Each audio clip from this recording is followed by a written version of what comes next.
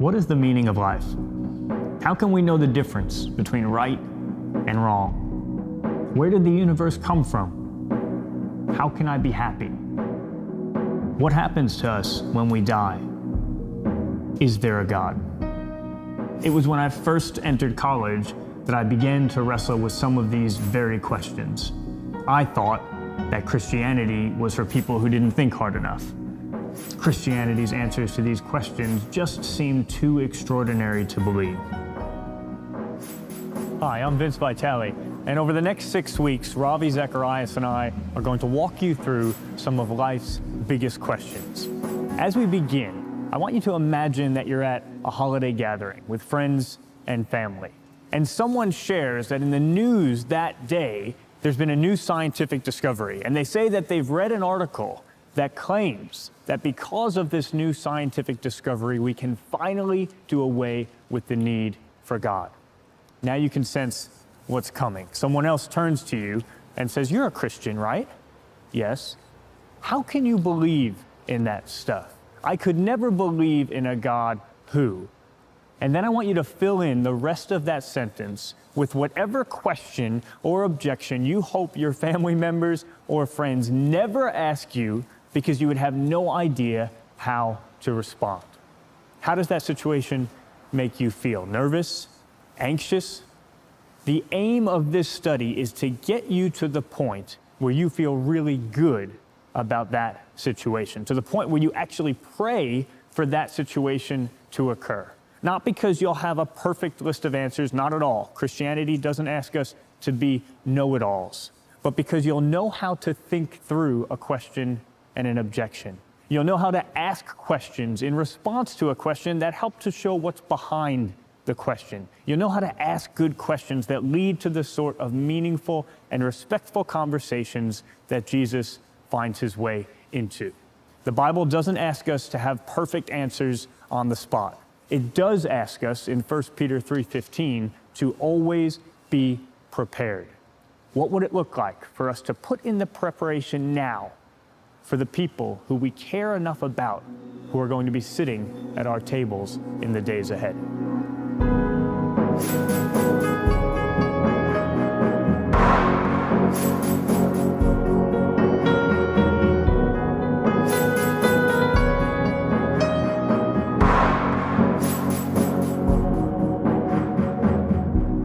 Well, Ravi, I'm thrilled that we have a chance to have this series of conversations together, and I hope that this resource will be a great blessing to many, as producing the content has been a blessing to us. And I want to start with 1 Peter 3:15. It's something of a motivating verse for us, for your ministry, for RZIM. Why is that? "In your hearts, set apart Christ as Lord. Always be prepared to give an answer to everyone who asks you for the reason for the hope that you have, but do this with gentleness and respect." Why is that so central to our ministry? I think it's a beautiful text and context for what we call Christian apologetics. Apologetics really has twin tracks on which the apologist must run. The first has to do with answering questions, soft and hard, and the second has to do with making truth claims clear, not ambiguous, not vague, but clearly stating the truths. And I find it fascinating, Vince, that these words come to us from a fisherman called Peter, that had come to us from Saul of Tarsus, converted to Paul, or even Luke, the medic, so on. You would say these are real thinkers, dealing with the hard questions. But here's an ordinary, simple fisherman who says what the apologist must be and what the apologist must do. And it always follows in that order. In your heart, set apart Christ as Lord. This is the same man to whom Jesus had said, "Who do you say that I am?" So the lordship of Christ is central to the apologist. In your heart, set apart Christ as Lord, and always be prepared to give an answer. And how do you do that? You see, the goal of apologetics is not to vanquish the questioner, not to destroy the questioner or overcome the opponent. It is to win the opponent. And that's why he says to answer with gentleness and respect of anyone who asks of you. this is really the banner of Christian apologetics and what the apologist must look like. Yeah, that's great. And I know this verse was such an encouragement to me. I was initially skeptical when I got to college. I was studying philosophy at Princeton University, and my conception of faith was blind faith, that faith was blind by definition. And that actually changed in my life by reading the Bible. And I began to read through the Gospels, and then especially when I got to the Acts of the Apostles, and I started coming across words like reasoning and convincing and even proving and persuading, the word that's most used in the Bible for when someone becomes a Christian. And I thought, this book isn't at all asking me to take a blind leap of faith. It's talking about one people group being more noble than the other because they examined the scriptures daily to determine if what it said was true. It talked about there being confirmation for everyone because God had raised Jesus from the dead. And then I continued to read. I got to 1 Corinthians 15, especially verses 3 through 8, where we get that wonderful list, that early creed of all the people that Jesus had appeared to and spent time with after he had clearly died. And I couldn't believe it. I remember I arranged meetings with two of the top New Testament professors, both atheists at Princeton in the religion department at the time. And I brought this to them and I said, I thought faith was blind, but now I'm reading through the Bible. That's not at all what it's asking of me. And in fact, it's saying I can have confirmation of this faith because very shortly after Jesus clearly was killed, all of these people were utterly convinced that they were spending time with him. How do you account for that if not by the resurrection? And neither of them were able to give me a good answer. And it made me think, actually, this is a faith which is asking me to take my mind seriously. And that was very important to me. One of the things I worry about today is how people with hard questions, like I had hard questions, are responded to. I mean, what would you say to someone today, maybe a young person, who has hard, difficult questions, doesn't find faith easy? Should they feel ashamed of that? Should they be labeled as a doubter? Or is there actually something good about that? You know, that's fascinating as I'm hearing you talk and my mind is going back to my own youth. Vince, you know, you came to this through a very cerebrally driven pursuit. You know, you're at one of the finest universities of the world, one of the strongest philosophy departments in the world at Princeton, and you're struggling with the rational issues and the intellectual issues as a young philosopher. I was not of that vintage. I was struggling through school, because my whole pursuit was really more in sports and cricket, but I struggled existentially. Yeah. So to me, the questions at that point were not so much intellectually driven as existentially relevant. That was my heartbeat. I was looking for meaning. I was looking for peace. I was looking for hope. And, you know, in India, which is such a pluralistic culture in terms of religion, India is sort of the largest religion manufacturer of the world. You know, the Hinduism is born there, Buddhism is born there. It's actually, if India and Pakistan had not separated, it would be the largest Islamic nation in the world. Jainism, Sikhism, both were conceived out there. And so you grow up surrounded by and actually immersed in religion. To me, they were all equally irrelevant because they all bordered to me on ceremonial expression, superstition, feeling good and not fearful. Put these marks on your door, go and give this in the temple, put these marks on your forehead. That's the way I saw it. But deep inside my heart, I knew that I didn't have any meaning. And fascinatingly, I never thought it would come in, quote, religion. I never thought it would come from a transcendent worldview. But when I found Christ, on that bed of suicide, to find peace, hope, grace, forgiveness, love, and the motivating point of relationship, it changed everything for me. Then began my intellectual journey.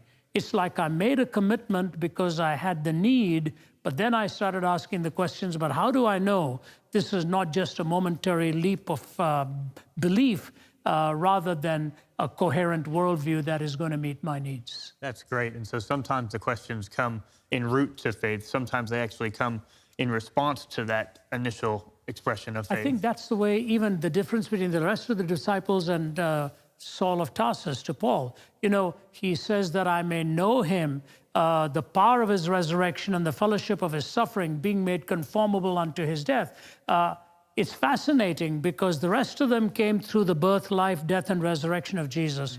But Saul came from the resurrection through the death and suffering. And he says, I need to understand that side of it because he had seen the risen Lord. So he moved to it logically, and the rest of them moved through it chronologically. Sometimes God meets us at different situations in our life, but ultimately takes us back to why he is the truth. That's great. And so the questions can be existential from the heart. They can be philosophical in the mind. They can come before one comes to faith. They can come after one comes to faith. One of the things I love about this ministry, and I've really learned this from you, Ravi, is to receive all questions as a gift.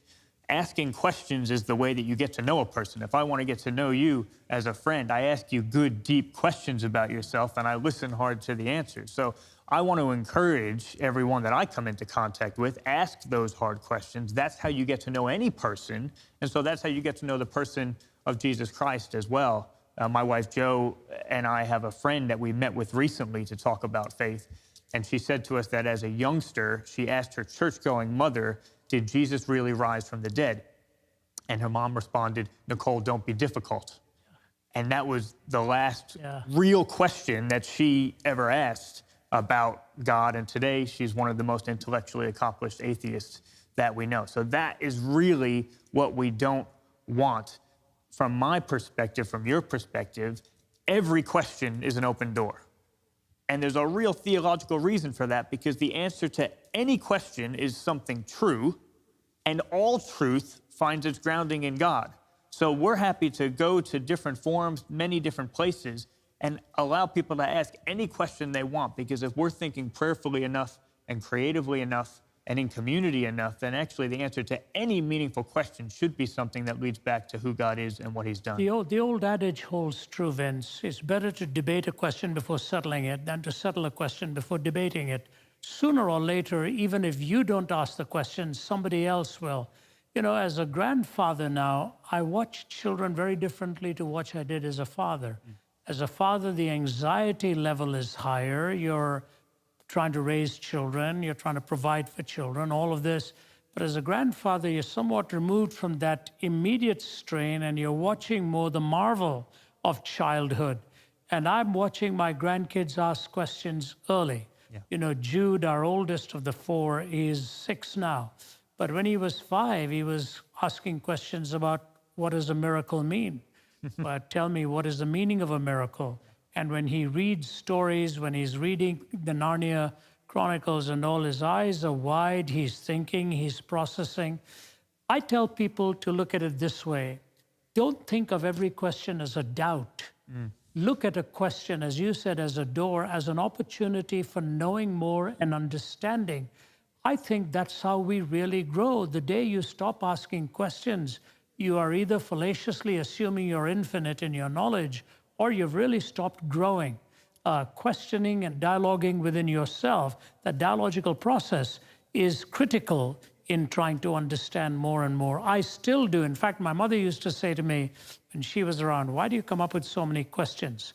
But that's the way I was, and I think that's the way Easterners are, because we are immersed in so many contrary worldviews. Yeah, I was like that as well. I'm so glad that my parents took my questions serious as well. Even if they weren't in a position to answer some of them, they took them seriously. I just want to return for a second. So 1 Peter 3:15, it tells us to be prepared to give an answer. And then at the end, it says, but do this with gentleness and respect. Which is more important, if you can put it that way? To give the answer, do it with gentleness and respect. I think if you give an answer without gentleness and respect, you have cut off the person's nose. And now you're offering them a rose to smell. You can't do that. But if you're very gentle and very respectful, but really no answers, the person is going to say, this is a very naive and a nice individual, but there are no answers here. I think it's not an either-or case of figuring out whether the manner is more important than the content or the content is more important than the manner. You see, the person has to believe you before they believe what you say. They have to respect you before they respect your truth. It is a very hard discipline to be a patient listener and an understanding answerer to a person's questions. As I always say, behind a question is a questioner. And if you do not answer the questioner, you're really not answering the question. So I think both of them have to be held in equal importance and equal tandem. Yeah, that's really good. I think one of the things that's most challenging about this verse is that it just assumes in 1 Peter 3:15 that people are going to be asking us questions about the reason for the hope that we have. That's a challenging assumption for each of us, for everyone. Are we living lives that cause people to ask those questions? And I think, like you said, the gentleness and the respect is right at the center of whether or not those questions are going to be asked. You know, it's normal growing up to ask questions. But as one is maturing in age, if they stop asking questions, they've come to one or two conclusions. Number one, there are no answers. There's no point asking them. Or number two, this is not the place to ask them. People here are not helping me with it. So the early stages of answering questions are very important. You can either stifle curiosity or neutralize the possibility of even conversation in the future. It is normal as a youngster to ask questions, especially of this nature at a time such as this, when culture is going through so many huge changes, to ask questions of truth, meaning, origin, destiny, and so on. Yeah, so let's talk a little bit about Jesus among secular gods. We wrote this content because we wanted to help people to try to make an informed decision, like you said, in a culture where there are so many different options for what to believe and how to go about life. Do you think that we're in a particularly difficult time to make those sorts of decisions today compared to times of the past? I have no doubt about it. You know, years ago, I wrote a book called Jesus Among Other Gods, in which I was dealing with the answers of Jesus in contradistinction to any other prophet or claimant to divine status, you know, how different the answers of Jesus were. The content within the context of Jesus Among Secular Gods is that secularism has become such an assumption in our time. It comes from the Latin saeculum, meaning this worldly. God is locked out, almost like the book of Ecclesiastes. You know, under the sun, everything becomes meaningless. There's no perspective coming from, quote, above the sun, as it were. And with secularism holding sway and becoming the dominant worldview, then all religions are considered equally untrue or irrelevant. So what has happened in the secularistic thinking, we move through different positions. You move through relativism, humanism, scientism. You've got to find some other, quote, ism within which your worldview actually fits. So we booted out the transcendent, but we were not prepared for what is going to come in its place. The old adage used to be given by Chesterton: the tragedy of disbelieving in God is not that a person ends up believing in nothing. Alas, it is much worse. You may end up believing in anything. And so that anything is what secularism has brought us to, which we have to engage in a meaningful way. That's why the content of Jesus Among Secular Gods. That's really helpful. Yeah, I think we live in a culture now where there's so many different choices in terms of what we might believe, but we're also being told at the same time that to make a choice and to say that one of these options might be true or might be better than the other options is to be intolerant, is to be offensive. So we're given this vast array of choice, and we're told that to make a choice actually is going to brand you as someone you don't want to be. It's a very difficult time. And I this past year was on university campuses. On one of them in Chicago, we asked students, what is the meaning of life? And we gave them all different options for what that could be: personal success, to pass on one's genes, to love others.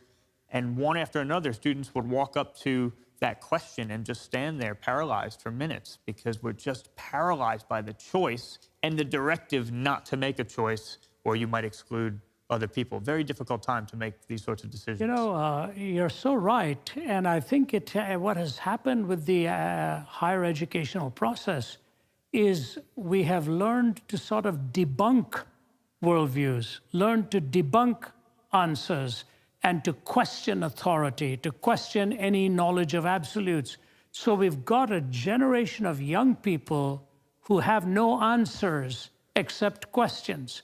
And for someone to say, for you to claim to have answers is obviously very proudful or very arrogant to think, I just believe there is no one way. But that in itself is a choice. To say all choices that you make of an exclusive claim to truth is an arrogant choice. Well, that in itself is an arrogant choice then, to say that there are no claims that are ultimately valid. It is born out of a hubris. And one of my professors used to say about skeptics being better able to smell rotten eggs than lay good ones. I think there are no answers out there for people who debunk all answers. You have to legitimize the question, and you have to find meaningful answers. Before we finish with this session, I just want to ask you briefly about the idea of a worldview. It's a term that we'll probably use again. What is a worldview? And then specifically, can you speak, because I find it so helpful, to this idea of a fourfold evaluation of a worldview: origin, meaning, morality, and destiny? Right. A worldview, Vince, as you are well aware, and everybody is either consciously or unconsciously aware of, it's like a pair of glasses you've put on, where you're looking through the lens of certain pre-commitments, stuff that you already believe, and now that provides your vantage point through which you're looking at the rest of reality. Yeah, the four questions are origin, meaning, morality, and destiny. But when you're coming to the worldview, I believe there are about 5 or 6 testing points for a good worldview. When you're answering questions, are your answers corresponding to reality? That's the first test of a worldview. When all the answers are given, is there a coherence to all of these answers? Or is just one of your answers a good one and the rest of it is not congruous with what you've just said and contradictory? So correspondence, coherence. Third is very important. It must have explanatory power for reality. This is where secularism fails. It has no explanatory power for love. It has no explanatory power for ultimate meaning. Your worldview must have explanatory power, must be able to explain the undeniable realities. Then the fourth is it should not be too complex or too simple. That is a very important aspect of a worldview. You've got to keep it in that middle ground. Fifth, it is the fact that it should not have only one line of argument, which is oftentimes what worldviews will have. Science has disproved the existence of God because it tells us it is an old earth. That is a one line of argument loaded with assumptions to do away with every other transcendent worldview. So you take those 5, and I actually got them years ago from a writer by the name of Arlie Hoover in his book that was written as a question and answer, Dear Agnos. But the 6th point that I have added, I think, is critical. It should be able to explain other worldviews. Okay. Why do I hold my worldview as exclusive? Am I able to explain counter perspectives? So correspondence, coherence, explanatory power. You have got not one line of argument. It's not too complex and not too simple, and ultimately to be able to explain other worldviews. Those 6 components come into your worldview to deal with the 4 questions of life, of origin, meaning, morality, and destiny. Everybody has a worldview. The only question is whether it's a tenable one or an untenable one. Wonderful. So part of the explanatory power is origin, meaning, morality, destiny. Where did we come from? Where are we headed? What's correct. The purpose of life? How should we live in light of that? All the existential realities. Why is love such a pursuit? Why is meaning such a pursuit? It must be able to explain these realities which we live with. That's great. I was thinking the other day that without answers to those questions, that's like showing up at a sporting match. We're both lovers of sports, and showing up on a sporting match you're supposed to be playing in and not knowing when it started, when it's going to end, what the objective of the game is, or what the rules are. All you could do is pretend. And so many people don't have answers to those questions: origin, meaning, morality, destiny. All we can do then is pretend our way through life. Well, this has been fantastic to get us started, to have this conversation. I'm really looking forward to the next one. Same here.